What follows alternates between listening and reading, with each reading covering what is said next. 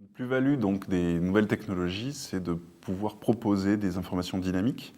Donc classiquement, on le retrouve avec la vidéo ou les animations. Donc ce que nous on appelle les animations, c'est une succession d'images et de par la vitesse de la succession de ces images, vous arrivez à recréer une dynamique, un phénomène qu'on peut représenter de manière dynamique comparativement à des images statiques qu'on va trouver classiquement dans les livres. Donc un des apports potentiels, je dirais, des TIS, c'est bien d'apporter ces informations dynamiques. Donc là, je dirais que depuis une quinzaine d'années, il y a beaucoup de travaux sur ces questions dans le domaine de la psychologie des apprentissages. Les premiers résultats ne sont pas du tout encourageants. Donc on a souvent comparé des situations classiques, je dirais, avec des images statiques qui représentent un phénomène, par exemple la constitution des tornades, et on la compare à une situation où on présente une animation, une vidéo, qui présente la dynamique, l'évolution du phénomène jusqu'à l'obtention de la tornade. Et on s'aperçoit que parfois, soit l'animation n'apporte pas de gain particulier, ils n'apprennent pas plus qu'à partir d'une image, voire parfois ils apprennent moins bien. Donc je dirais qu'il y a une quinzaine d'années, on avait pas mal de travaux qui allaient dans ce sens.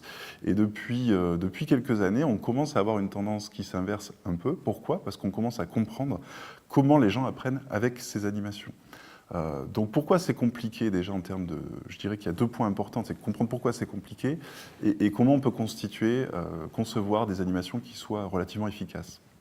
Donc sur le premier point, la difficulté des animations, elle est multiple. Déjà, c'est la quantité d'informations qu'on peut être amené à traiter simultanément, c'est-à-dire que vous avez plusieurs objets qui s'animent, surtout qu'on sait que l'œil est attiré par ce qui est dynamique. Donc c'est difficile déjà de savoir sélectionner la bonne information, qu'est-ce que je dois regarder en premier.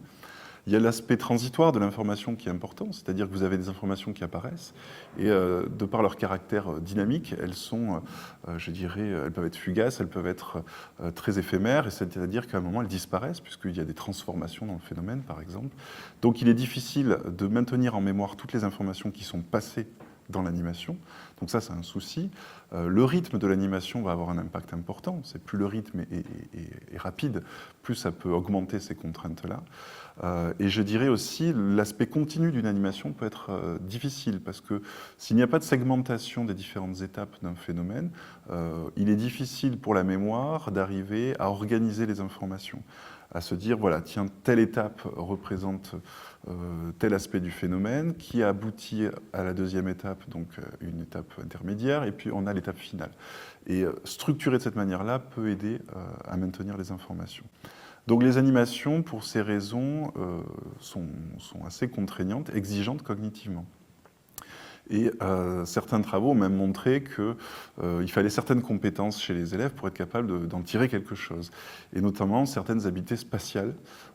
Plus les élèves avaient de bonnes habiletés spatiales, plus ils étaient capables de tirer avantage de ces animations qui étaient complexes.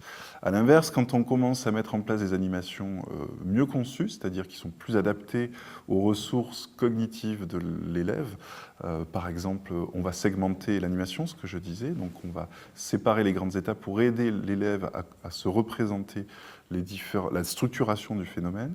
On va par exemple laisser des traces des informations qui étaient transitoires, c'est-à-dire qu'au lieu de les faire totalement disparaître, on va laisser un petit aperçu, une capture d'écran quelque part, qui permet de revenir à un moment et de réactiver en mémoire les informations qu'on a vues au préalable.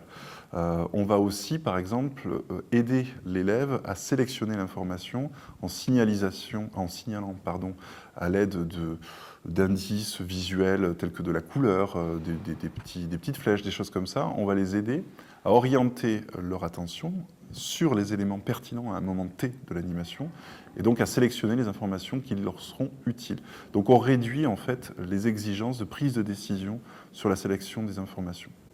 Donc ça, voilà, il y a beaucoup de travaux qui s'intéressent à différents systèmes de guidage et qui montrent là, de manière intéressante, parfois que, à l'inverse, quand un étudiant, un élève a peu d'habileté spatiale, du coup, l'animation peut être pertinente, à l'inverse, parce que justement, elle l'aide à se construire mentalement une représentation de la dynamique des informations, ce que l'image ne pouvait pas véhiculer. Et à l'inverse des élèves qui ont de bonnes habiletés spatiales, c'est-à-dire des bonnes habiletés à se représenter mentalement des choses spatialement et à les manipuler, à les transformer, eux se débrouillent mieux parfois, ou aussi bien en tout cas avec des images fixes. C'est-à-dire qu'ils sont capables, eux, d'inférer la nature dynamique de l'information. Donc voilà, ce que je dirais pour finir, c'est que les animations deviennent de plus en plus intéressantes parce qu'on commence à comprendre comment les individus traitent ces animations et on commence à comprendre quels outils, quelles caractéristiques on doit leur donner pour qu'elles soient efficaces et facilement traitables par les apprenants.